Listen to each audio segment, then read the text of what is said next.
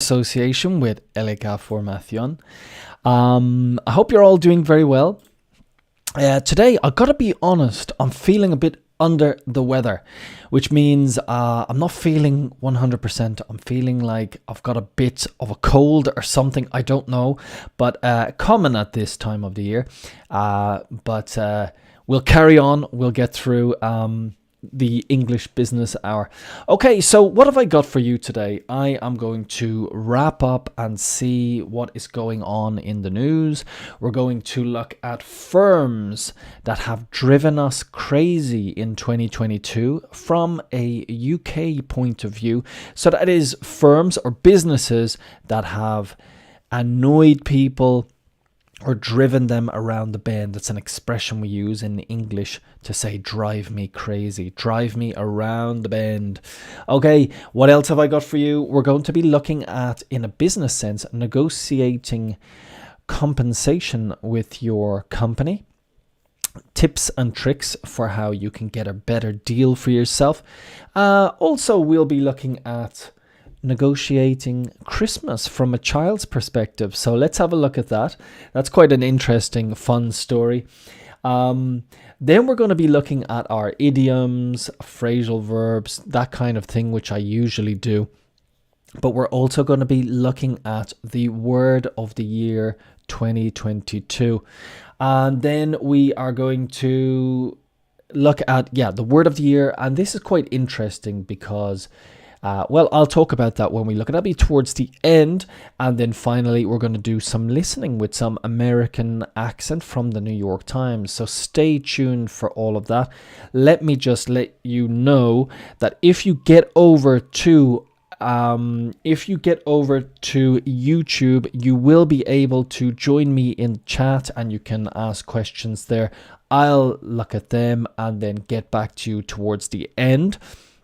But you can get in contact with me through there live on the chat. And also, that would be great if you could do that. Give me a like, give me a subscription, whatever, so you know when I'm on. Because sometimes I think in LinkedIn, it can be a bit small. So get over. I've provided the link for you in a post earlier on. And you can get over there to YouTube. I'd love to see you there. So I'm going to jump over and we're going to look at... Oh dear, oh dear, oh dear. Well, most of you, in fact, almost 99% of you following me on LinkedIn are from Spain, and a lot of you are from South America on YouTube. So how do you guys feel? Have you woken up to a hangover? Because unfortunately, or fortunately, it depends on which way you look at it. I'm neutral. Well, I'm a bit more biased towards Spain, obviously, because I live here and I'm invested in the community. But if Spain went out of the tournament last night to Morocco, I was listening to a podcast, and there's a famous commentator here in Spain, well known, called Maldini. You guys know who I'm talking about here in Spain. And he predicted that Spain would in fact go out in the quarterfinals, or he predicted Spain would maximum get to the quarterfinals. So unfortunately, they were knocked out in the round of 16, but it's not really a great surprise. I suppose, though, when you take those penalties, it makes things worse. But you got to think about the positive. If they were good enough, they would have won in the match. So congratulations to Morocco. They put up a good fight, and penalties is a lottery, really, to be honest. So Morocco go through and Spain are out. Let's have a look and see what else is happening in the news. Lots of Moroccan, the diaspora around the world as well, celebrating in different countries, because there's a large Moroccan community here in Spain and in the north of Europe as well, all celebrating. Other news is in Argentina, Cristina Kirchner has been condemned to 6 years a prison sentence of 6 years for corruption. Not long ago, she was somebody tried to assassinate her, uh, but the gun jammed. It didn't go off, thankfully, so she wasn't killed. But she has been embroiled or involved in corruption and in court. She was sentenced to 6 years in prison, but her parliamentary immunity means that she is protected. And to life ineligibility, so she won't be able to go to prison, but she will be able to go to court. We'll see how that pans out. We'll see what happens there. She declared from her office that she would not be a candidate in the upcoming elections for 2023. So yeah, it's really unfortunate. I mean, it's good in a sense that these politicians are going to court if they are corrupt. That's what they deserve. They're no better, no worse than any of us. If you are corrupt, you need to go to court. I don't know exactly how politics in Argentina works. Like most places, I suppose it's corrupt, but I hope it's not just the opposition being spiteful. So, and then something that has been in the news in the United States, in the state of Georgia, has been this ex-footballer, Herschel Walker. It's quite common in the United States for these celebrities to become politicians. And you could say that's a bit ridiculous, but I don't know if it's any more ridiculous than career politicians that we have as usual. So anyway, this ex-American football star lost the election to, let me look and see, what was the guy who won? One of Joe Biden's party won, Raphael Warnock. Raphael Warnock won the seat. We say, I think you say escaño, and we say seat in English. So he won the seat for the Democrats, who normally don't do great in that state in the United States. So congratulations to him. And as we say, like to Spain in the football yesterday, commiserations to Spain, and commiserations to Herschel Walker for losing. All right, let's jump over here. I want to look at this, and we're going to look at a bit of business here from LinkedIn. Title here would be Sustainability. The EU adopts a law banning goods linked to deforestation. That's good news. Goods or products sold on the European market will need due diligence statement to show their supply chain did not contribute to deforestation. Does that mean anything to you? Okay, due diligence is just doing what you're supposed to do, doing the right thing. So they will need a due diligence statement. Okay, well, where is that statement going to come from? To show their supply chain did not contribute to so somewhere along the whole process of, and we looked at this, no, I did a short video on this. So you start off from the producer, then you have all of the whole chain of supply all the way to the person who actually uses the product, and that person is known as the end user. So from producer to end user, they will have to show a due diligence statement. It's a new law adopted by the European Union, the EU, in a world first. So that's good. It's going to cover products such as coffee, chocolate, beef, and timber. I think the other due diligence statement before would be like, but it was more optional, was fair trade, where the producers got a good amount or a proper amount of money. The EU accounts for 16% of international trade linked to deforestation. Okay. So that's good. We should get that down to 0 as soon as possible.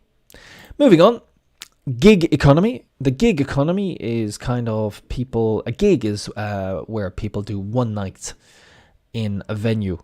So when you talk about people like a band playing in a small venue, that they will do a gig on Tuesday night, and then they'll do another gig on Thursday night in a different place, and another gig on Saturday night in a different place. A gig. So the gig economy, European grocery delivery firms to merge in all-stock deal. Turkish grocery delivery firm Getir is about to complete its takeover of German rivals Gorillas in an all-stock buyout. Your stock is your shares, your acciones in Spanish, and they're going to buy out the company. Getir is a Turkish firm. I was in Turkey. I was in Istanbul, living there at the time that this company started. Getir. I remember the company starting. Interestingly enough, similar to Spanish, if I remember correctly, Turkish has two ways of saying bring. So getir means to bring, like you have in Spanish, llevar and traer. In English, we just have bring for to bring somewhere and to bring to. So getir, I think, is pretty much traer.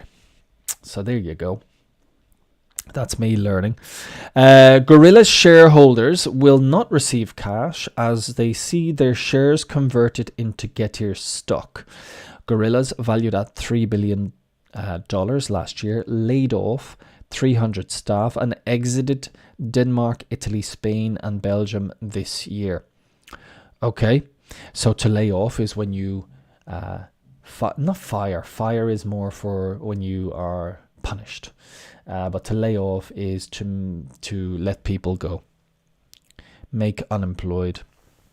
Okay, $3 billion last year, laid off 300 and exited Denmark. Yeah, it wasn't working out there.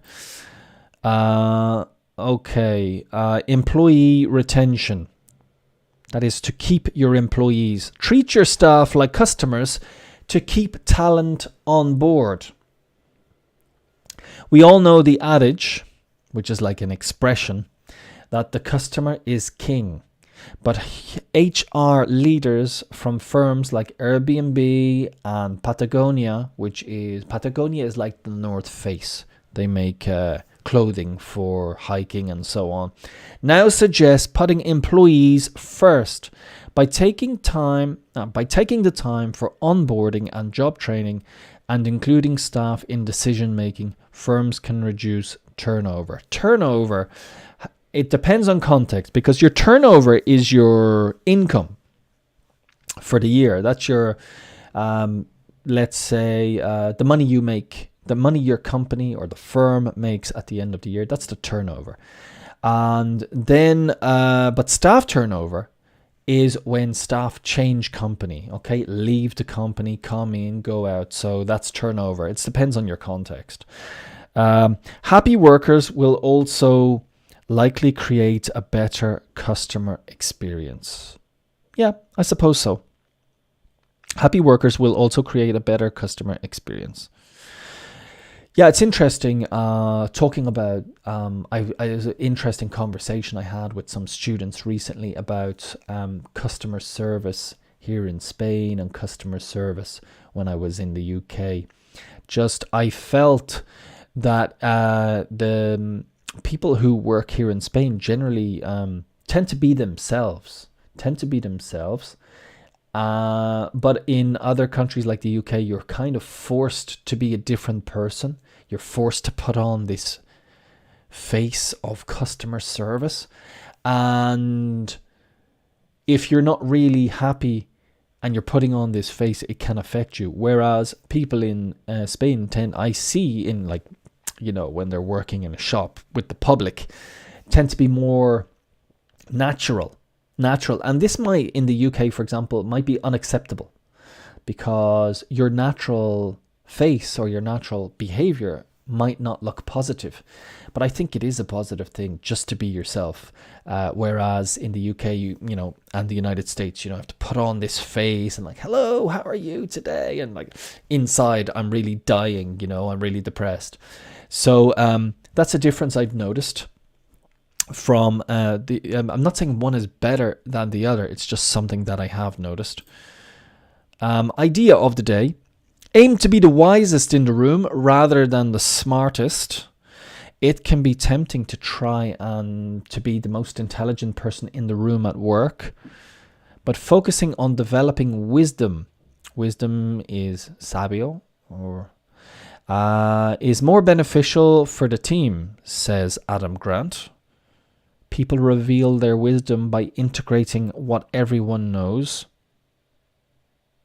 Intelligence can be used to advance personal agendas. Your personal agenda, this is what we looked at the other day. Your personal agenda is your personal goal. It's your plan. That's your plan. It's your personal agenda. It's not your list of things to do. No, it is. An agenda is also a list of things to do during the day, but a personal agenda is your personal plan. Wisdom guides groups to shared goals. So let me try and see what this means. Reveal their wisdom by integrating what everyone knows. Okay. So wisdom to help the team, intelligence to advance personal agendas. Okay, always got to listen. And finally, today's debate. Is disengagement or overwork a bigger business challenge? Over the past, it's from Mike Jones, founder of We Are Better Happy. Over the past few years, there's been a massive focus on improving employee engagement, but there's an equally big issue we're not discussing enough. And that is that your best, most engaged people are most likely to overwork and burn out. Burnout is when you basically become mentally ill from working too much. You get sick, you get ill. It's a bad balance, but unfortunately, as the data highlights, an accurate picture of most businesses. Over the past few years, there's been a massive focus on improving employee engagement, but there's an equilibrium. Yes. Just be careful, people, not to burn out, not to overwork yourselves. And companies should be aware that often the hardest workers are overworking and they can burn out. Well, we talked about the 4-day week, and I was listening again yesterday, which was a national holiday here in Spain, to the Financial Times, and they were talking, if you get over to the Financial Times, you can get the application. Most of the stuff there is actually free, so that's great if you want to improve your business. Listening to Financial Times, and I was listening to how the firms are actually doing for get out of here. How the firms are actually doing in relation to their companies doing the 4-day week. They get some people from about 4 or 5 specific companies to talk about how it's going. And it's been really was quite interesting. There was a games company, there was a restaurant, I can't remember the other companies, but they were talking about how it's affecting them. Most of them actually being positive. The games company, what they felt was they were missing was the time to actually get together in an enjoyable way. They would often do on a Friday or in the evenings. But now, because they're working harder and on Friday, they're not there.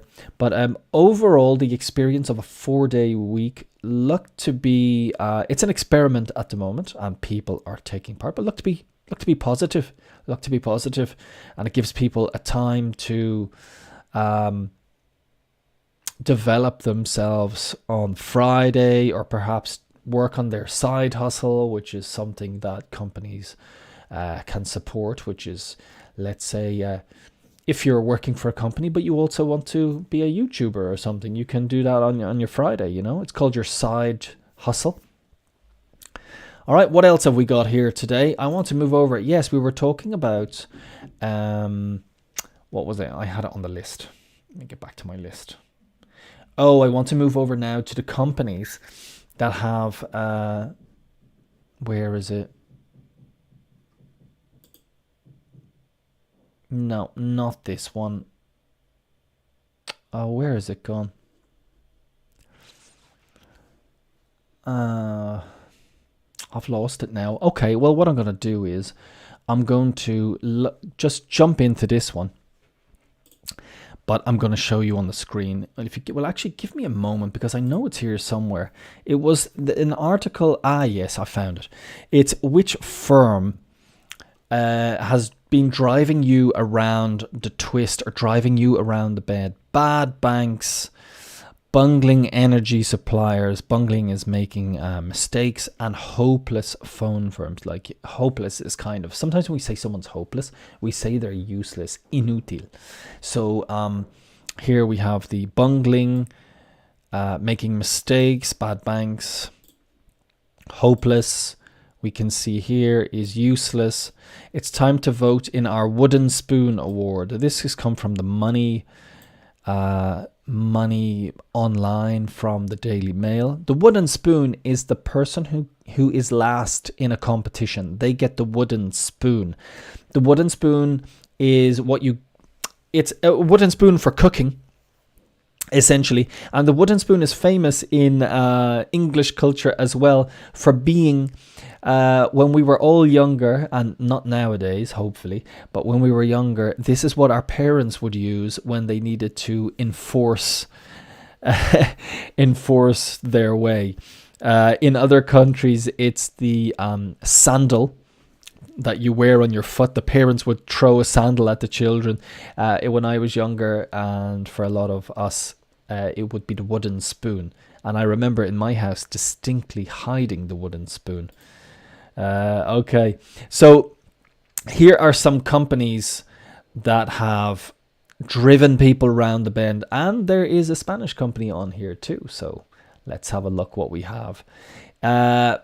British Gas. This is from the UK. So bonkers means crazy. You're getting all these words today. Bonkers means crazy.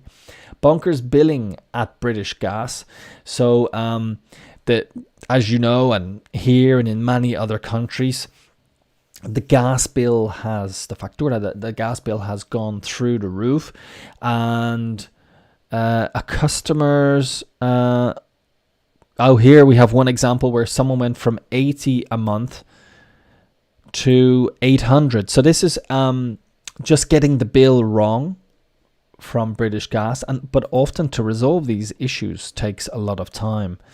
British Gas has also been slow to answer the phone to its customers, customer service not being great. It performed poorly in our tests for pick up or pay up campaign. Reporters were left on hold for up to 51. So they did a test, and when you are waiting, I can't remember what this is called in Spanish, but in English, when you're waiting on the phone and you have the music, or they say, don't hang up, please, or please hold the line, you are on hold.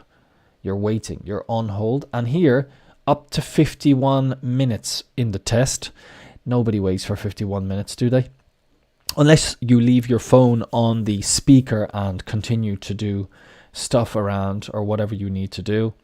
We don't, what did British Gas say? We don't always get everything right, but we are constantly looking at how we can do more to deliver for our customers. Okay, it's a standard line that the spokesperson, portavoz, the spokesperson will say, we are constantly looking at how we can do more to deliver for our customers. So if you work in a company and you're looking for one of those lines, that's what you can say in English. Okay. British Telecom, BT, phone failing at beleaguered BT. What happened here? People were on hold here when they had problems for 45 minutes. One reader was left in the lurch. Okay. The BT call handler, the person who answered the phone, gave me a rearranged date but couldn't confirm that the engineer would definitely turn up. Okay, so when you're trying to organize something and the engineer needs to come to your house, they cannot confirm that the engineer is actually going to come. The managing director for service at British Telecom said, I'm sorry for the problems experienced by the Daily Mail readers. Daily Mail readers are a difficult breed of people. Okay, I think I get some good articles from this paper, but the type of people who generally read this paper like to complain. They are complainy people. So that's an interesting comment. Some delays because of industrial action. Industrial actions is strikes. So here we have the director blaming other people. That's good. Yeah, pass on the blame. Blame other people. Don't. He is not being accountable. He is not blaming himself. Next on the list is the DWP, dismal, which means terrible. You could say the weather outside is dismal if it's bad. Department for Work and Pensions, DWP. Oh, there you go. Department for Work and Pensions in the picture. Piles up the blunders. To pile up means to pile up. It's a phrasal verb for your work. If you are out work because you are ill, for example, your work will pile up. It will increase. Pile up means increase. Okay. Are we surprised? Are we surprised that a Department for Work and Pensions, a government department, is 60,000 have waited months for much needed pension credit? Okay, Department of Work and Pensions not doing very well. What did they say? The action we are taking now will correct historical state pension underpayments. And their excuse, additional resources have been deployed to ensure we deal with the increase in pension credit claims as quickly as possible. Okay, so they have to say something, don't they? Frustration boiling at Eon. That's how we say that. When Eon sent out a pair of socks to customers alongside banal advice on how to keep warm, it was a bad omen. So Eon, I believe, are an electricity company, and they thought they were doing something. They're basically of course, these electricity companies. And some of you here working from electricity companies, the prices have gone very high. This company sent out socks. Not a good idea, I don't think. And giving advice to people on how to keep warm. They were left on hold. People calling customer service were left on hold for 80 minutes. That's an hour and 20 minutes. Others told us they felt the firm pestered them to have a smart meter installed. To pester is to keep saying, and normally we get this from children, like, can I have some chocolate? Can I have some sweets? Can you buy me this? Can you buy me that? This is to pester your parents, to pester, to annoy constantly. And in a case of this electricity firm, it's like cold calling and saying, would you like to get a smart energy meter installed? Can we interest you this? Calling, to pester. So you want to say, stop pestering me. What did their spokesman say? Our colleagues work tirelessly to ensure we provide good levels of service for many millions of customers, as proven by our excellent rating on Trustpilot. Trustpilot is a website where you can see if a company that you're going to do business with or looking at has got good reviews, kind of objective website. So, okay, I'd be interested to know if that's true or not. John Lewis, Credit Chaos. John Lewis is kind of like the Corte Inglés for a lot of English people. It irked thousands of loyal shoppers. Irked is like to annoy. Again, lots of these words for annoy: pester, annoy, irk. So what they did was they were changing from one credit card supplier to another. So people who had loyalty credit cards with John Lewis then had to reapply for a new one, because they were going to from HSBC over to New Day. And then when people applied, they were rejected. And of course, John Lewis has to sort out this problem. And, you know, it's a bit annoying for people to have to do this. It's just not what we want to do. Oh, surprise, surprise. The passport office logjam. Like in this country, I believe. I don't have first-hand experience, which means I haven't applied for a passport in this country, but I've read articles, let's say, in the newspapers in Spain saying there is a logjam, which is a kind of a backlog or like a traffic jam. you know, a logjam, a backlog. Look, we have it here. Logjam here, and then here we have backlog. They're synonyms, and they mean like basically a waiting list. Its backlog of applications for new passports ballooned. If you imagine inflating a balloon, it ballooned to 550,000 at the end of June, as straightforward renewals took months. When something is straightforward, it means it's easy, not complicated. So often if you want to say, sometimes you could say to someone, if you're explaining something, you want to say it's easy, but that can seem patronizing. And you don't want to, you know, because maybe it's easy for you, but for them it might be a little bit complicated. So a nice way to say this is it's quite straightforward, or it's straightforward enough. It's a nice way to say, okay, it's not too complicated. It doesn't mean to be complicated. Applying for a passport is not complicated. It seems from this, you just send your photos, you fill in the form, you send it, you know, straightforward. Okay, I think, and from talking to not a friend, but an acquaintance I met the other day, we were talking about having lived in Spain and living in the UK, and bureaucracy tends to be less complicated or more straightforward in the UK than here in Spain, and I think you'll all agree with me. Well, you'll agree with me that it's not straightforward here in Spain, but getting better, definitely with the digital signature, firma digital. That's a great invention, I'd have to say. Right, left in the lurch by PayPal. Left in the lurch means you're kind of left to solve a problem by yourself.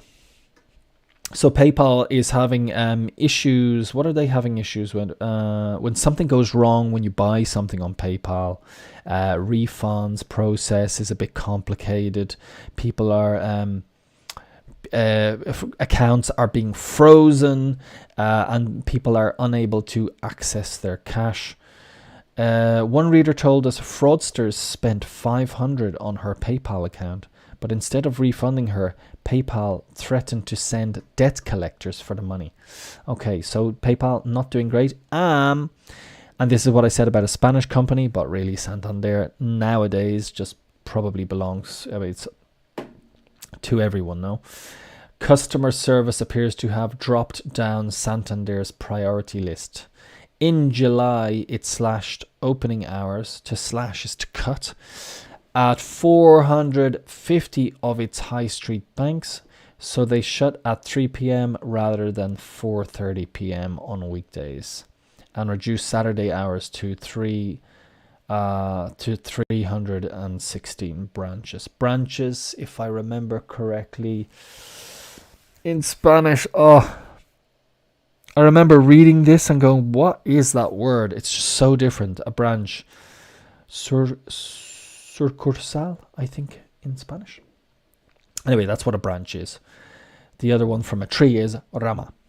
But this branch is what we call sucursal. I know that's a sucursal, or sucursal is the one. Anyway, what happened here? Charlotte revealed how a thief had stolen her Santander bank card from her gym locker and gone on a 8,000 spending spree. So when you go and spend a lot of money in one go, we call this a spending spree. All right then. So these are if we just go through the companies that in survey that have annoyed people the most, it has been British Gas, British Telecom, Department of Work and Pensions, Eon, John Lewis, like the Corte Inglés, the Passport Office, and PayPal. Oh, and let's not forget Santander. Here we have Santander slow on scams. Okay, so scams are timos. You see this a lot when I'm doing my stream. It just seems to come up a lot. Right. Now I wanted to move over after that. I'm going to look at my list while we're here. See what we have on our list. Okay. Yes, we want to look at negotiating compensation. And after this, we're going to look at a different negotiating. So, just going to run down through a list of how you can negotiate compensation. What was it someone said? When considering demands from your employer, look for value multipliers that can guarantee you negotiating power and make an ask. Okay, so here's the following list that we have when you're negotiating. What about asking for this when you're negotiating your compensation? What about asking for a higher position or a different role? Okay. How about a flexible work arrangement? So perhaps working from home. If these guys are not going to give you the money, you got to look for other things, you know? And often they're not going to give you the money. So you need to be prepared. And if you go in and say, well, okay, then I'm a bit disappointed with that. But then how about working from home? I'm not really needed in the office. And I've been working from home. So let's say work from home. And a 4-day week on top of that. Work from home, a 4-day week perhaps. You guys can send in your advice as well. Absolutely open. Other compensation could be, so flexible work. I mean, what could it be for you? Starting at a later time, finishing at an earlier time, working shorter hours on a Friday, working from home, WFH. What about a sabbatical or time off to pursue your passions? So you could ask the company, okay, well, listen, I'm looking for time off. I wouldn't mind a year to go and do something, to go and learn another language, to take time off and then come back. I'd be interested to know what companies are open or open-minded enough to allow their staff to do this. A wellness break or resources.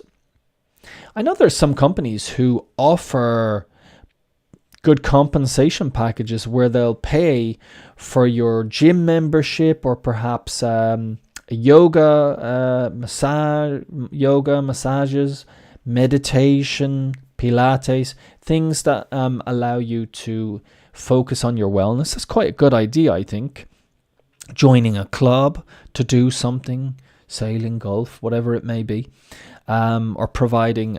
So once you provide them with the receipt, and then what else? Someone else chimed in with, you could ask for stocks in the company when you're organizing your compensation. You could ask for travel benefits like business class plane tickets instead of economy class. How about asking for parental leave or a childcare allowance? Because I did this a long time ago, but I was looking at the price of childcare in different countries, and it can be very, very high in some places. You might think it's high here in this country, but trust me, in the UK, it's higher. I think that's something I will look at a later date, but very, very high in other countries. A vehicle allowance. Some people get a company car. How about that? How about your vehicle getting your petrol or your gas paid for? Transportation reimbursements. If you commute is when you go by train or by bus or by public transport. So ask for reimbursement. Is it's like a refund, but it's just the money given back to you. It's a reimbursement. You could ask for a phone allowance, a company phone, so that your bill is paid by the company. And a guaranteed severance package. This is when you leave that they will give you a guaranteed amount. Sometimes when you are a CEO of a company and they, you're unpopular or whatever, and they want you to move or step aside, step down, they'll give you a golden parachute. The parachute is you're falling, but it's a golden one, so they give you lots of money. So that's kind of interesting enough. Ways to negotiate your what's it called? Compensation. The word escapes me. The word escapes me. You're going to see that a bit later. Yes, then I wanted to move over then from that onto this person. Let's have a look at this. This is a 12-year-old TikTok or a girl. She's there's a TikTok star whose 12-year-old daughter made a PowerPoint presentation to unveil her detailed Christmas list featuring $3,000 worth of stuff. So interesting. Kids of today doing a PowerPoint presentation. So let's have a look at some of the info about this. So there's a mother. She's an influencer. She's a mother of 4, and she shared a video on TikTok of her daughter Ava presenting a PowerPoint Christmas list. We're going to have a look at the video in a moment. The organized tween divided the slideshow. Okay, a tween is you have children and you have teenagers, and in between you have the tweens. Okay, this is the I would say between 9 and 12-year-olds, maybe 8 and 12. They're called tweens. It's a new area of people we can market at. So before teenagers, you have tweens in between. She made a slideshow featuring thousands of dollars worth of items. Ava asked for 3 pairs of Nike sneakers, an iPhone 13, an Apple Watch, AirPods, 3 bottles of perfume from the Ariana Grande collection. The video has been seen more than 15.7 million times, and it sparked a debate about the true meaning of Christmas. Yeah. Some viewers were frustrated over the commercialization of the holiday, while others praised Ava for her skills, insisting she will be a CEO one day. This is the girl in question. This is the girl we're talking about. The commercialization of Christmas, yeah, it's too late. Christmas is completely commercial. And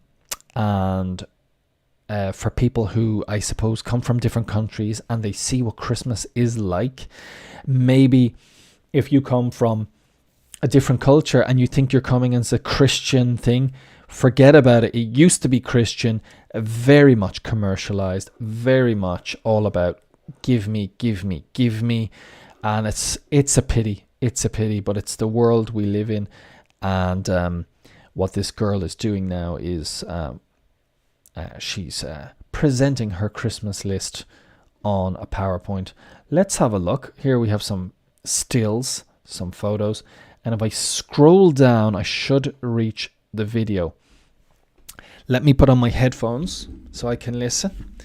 And we're going to watch the video.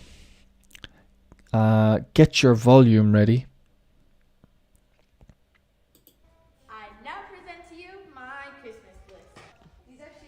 We have sizes and photos. And the names. Okay. And if you click on a link. We have links. You click on it, and then it takes you to the website to buy them. Wow, you made So you click on the link, the enlace, the link. it so easy for me. Boom. Now this is the slide I want Dad to look away. And I made it easier for both of you guys. I put the info on it. There's more. There's a lot of snacks, and I will tell you why. This is my snack cart that I'm on downstairs, please, in my room, and then I put all the snacks in it. And then when I'm sick, you guys don't have to buy me anything, because I already have stuff. That's it. Okay, so there you go. That's her video. Her mother is an influencer. I don't know who she is. But yeah, I mean, all of us are quite competitive now. If you have children, you want them learning English, you want them doing other things, you want them coding. And some people believe that presentation skills are very important. I'm sure a lot of you would agree that presentation skills, we would all love to be able to stand up in front of a room, be comfortable, present, be engaging, be interesting, storytelling, all that kind of thing. This girl is if she does it well enough, she'll get $3,000 worth of merchandise. But to be honest, I have to say, I wouldn't give her 3,000 worth of stuff. I mean, her mother is probably wealthy and well off. Well off means to have a lot of money. But good for her. Good for her doing presentation skills. Why not? That's what they have to do in school. And the reality is, in the future, if she has a regular job in a company, she will have to be able to do presentation skills. Let's jump to the comments and see what the Daily Mail readers say. Best rated.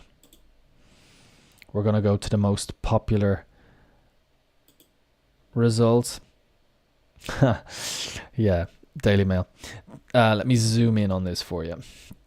Best rated, 312. Best gift for her is to tell her no. Okay. Horrible idea and stupid thing to post to the world, showing how entitled your daughter is. They seem like a family of attention seekers. This is an attention seeker is somebody who is like, yeah, look at me, I'm important. Maybe someone who always, I don't know, they say something in meetings, or they just want the attention on them. We call them attention seekers. This is absolutely attention seeking. Of course it is. These people, that's their lives. Entitled little madam. I blame the parents though. Right, okay. So when you want to scold or, castigar or scold your children, often in English, and my mother would say this to my sisters when she got angry, say, listen to me, madam. And this is using the madam, is little madam is a young little girl who is not behaving well. So you're not going to use a bad word, but you say, listen, madam. And she's a little madam.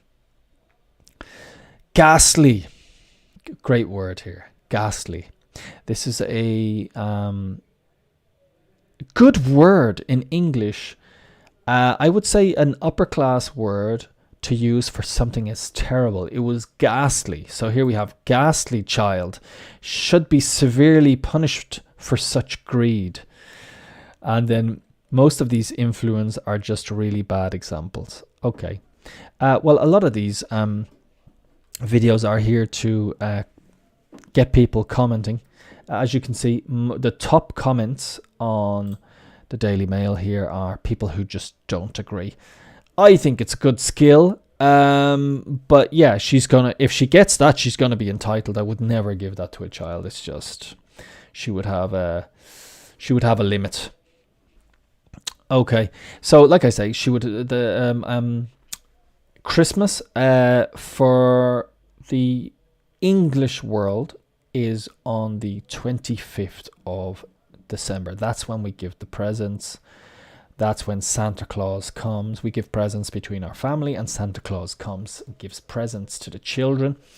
Here in Spain, a lot of people don't know that you give presents on the 6th of January. That's our taking down the tree day. But yeah, what do you think? I don't know. It's going to cause a lot of debate, but yeah, that's the world they live in. They have a lot of money. That's what happens sometimes. Let's move over, and we're going to look at our words of the day. And I said one earlier, which was this: it escaped me. I couldn't remember something, and it was like, yes, it escapes me. And when something escapes you, it means you can't remember it. I'm really sorry, but your name escapes me at the moment. Could you tell me again, please? That's quite good, especially if you're working in an international setting. You've got someone from India, you've got someone from Belgium, you've got someone from the Czech Republic or Czechia, and they have names that maybe you're not used to. So you want to say in a polite way, your name escapes me. If you say, I'm sorry, I forgot your name, okay, they could be offended, even if you're sorry. So it's a nice way to say, I forgot it. I said it earlier. It's a nice way. Kim said she knew the song really well, but the name of the band that had recorded it escaped me. The name of the band escapes me. Sorry, your name escapes me. Could you tell me again, please? I think it's good. Yeah. That one is used. That was our idiom of the day. Now we're going to look at our phrasal verb of the day. And after this, we're going to look at the words of the year. Go over, okay, very common phrasal verb, to go over. To look carefully at something like a report or an essay, a document, to check for mistakes or make improvements. After you finish the exam, go over your answers if you have any time left. So to go over something is to look again, okay, to look at something carefully. Before sending them off, go over the invoices and make sure everything is correct. The invoices are the recibos or the facturas. Maybe an invoice is recibo, I think. I'm not sure. I can double check here in a second. While I go on to the next thing, which will be our slang of the day. I'm sure invoice is factura. Invoice.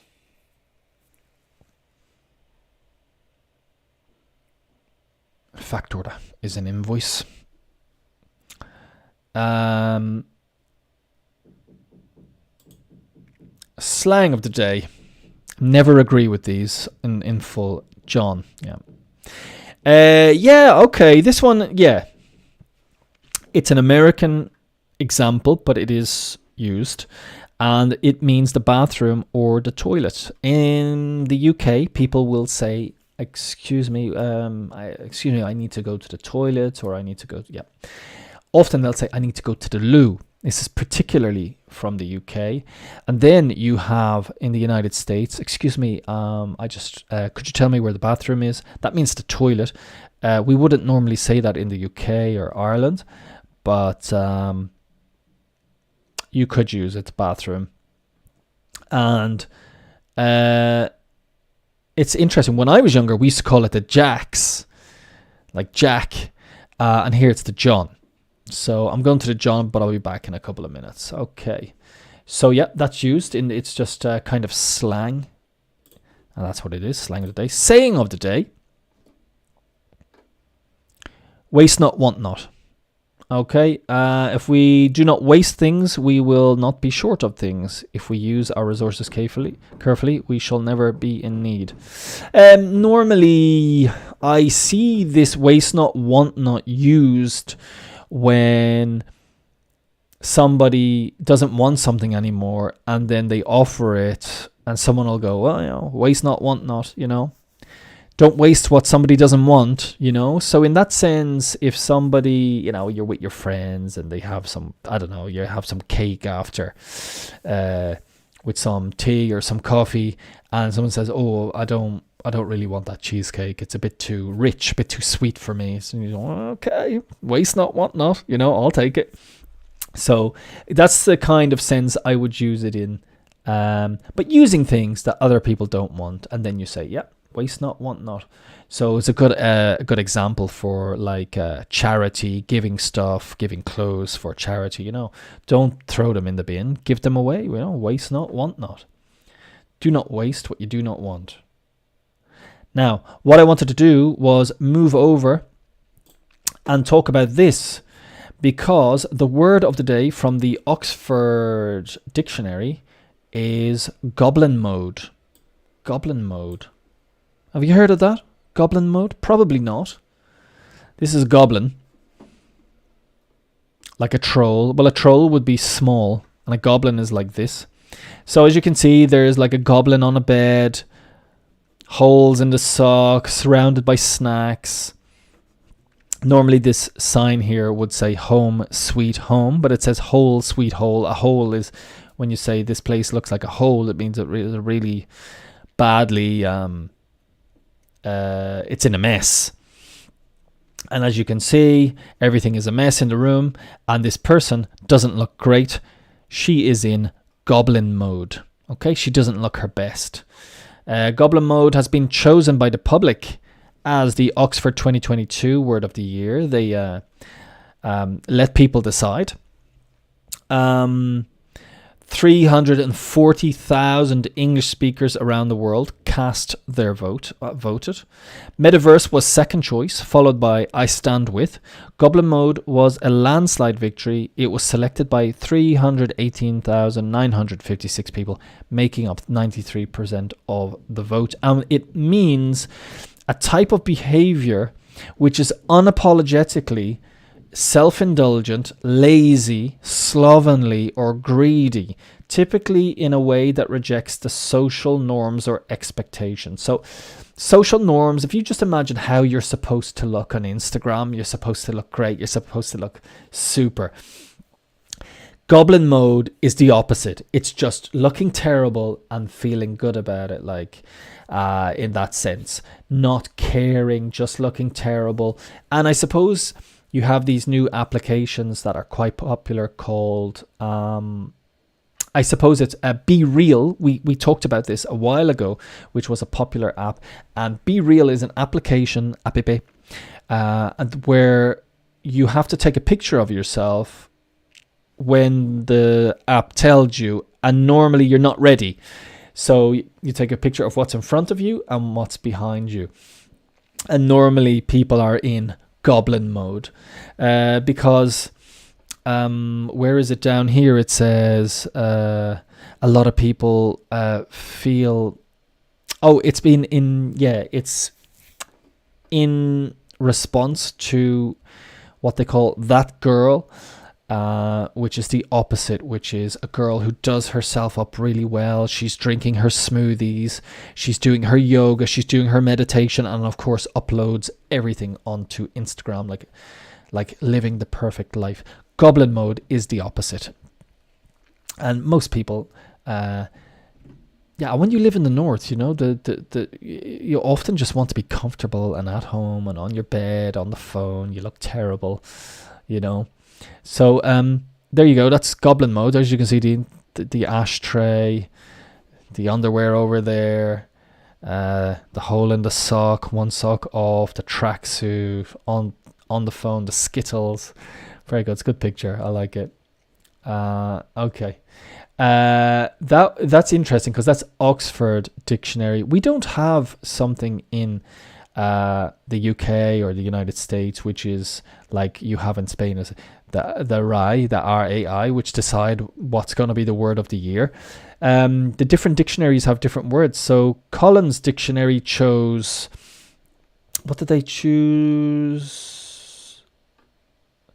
Permacrisis from the Collins Dictionary. And a permacrisis is an extended period of instability and insecurity, especially one resulting from a series of catastrophic events.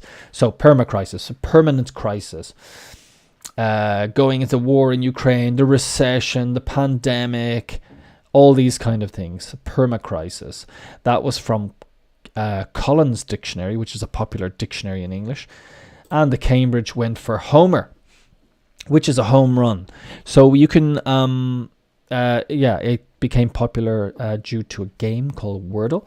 And that's interesting because a home run can be used in the business sense of somebody hitting a home run in a meeting or a presentation, doing really well. And you can say, really hit a homer. You can say homer instead of home run. So there you go. That's that. They are the words of the year. Like I said, there's no specific entity which decides which is the word of the year. You have Oxford, Collins, Cambridge, Oxford, Collins, Cambridge, yeah. Excuse me. And there you go. That's it. It was good to see you guys. I will be back in a couple of days to bring you more stuff to help you improve in your English, your pronunciation, all that kind of thing in association with LK Formación. And all I can say is, here in Spain, have a great day off tomorrow, and we'll catch up in a couple of days. Everyone else, all the best.